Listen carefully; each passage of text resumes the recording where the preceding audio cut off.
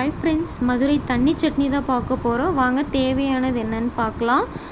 வெங்காயம், இஞ்சி, பூண்டு, பச்சை மிளகா, ஒரு கப் பொட்டுக்கடலை.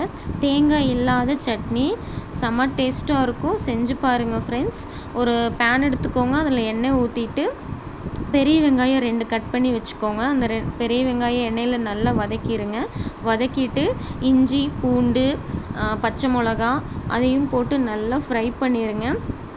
ஃப்ரை பண்ணிவிட்டு நல்லா ஃப்ரை பண்ணிடுங்க. அப்புறம் உப்பு போட்டு நல்லா அதையும் நல்லா கண்ணாடி பதத்துக்கு வர மாதிரி ஃப்ரை பண்ணிடுங்க. ஃபைனலாக பொட்டுக்கடலை போட்டு நல்லா ஃப்ரை பண்ணிவிட்டு அப்புறம் மிக்ஸி ஜாரில் போட்டு நல்லா அரைச்சிருங்க. நைஸாக அரைச்சிட்டு தாளிப்பு கொடுத்துடலாம் ஃப்ரெண்ட்ஸ். ஒரு கடாயில் எண்ணெய் ஊற்றி அதில் கடுகு, வரமிளகா, கருவேப்பிலை போட்டு இந்த அரைச்சி வச்ச சட்னியை அதில் ஊற்றி கொஞ்சம் தண்ணி எக்ஸ்ட்ரா ஊற்றி கலக்கிடுங்க ஃப்ரெண்ட்ஸ். வீடியோ பிடிச்சிருந்தா சப்ஸ்கிரைப் பண்ணுங்கள். Thank you friends.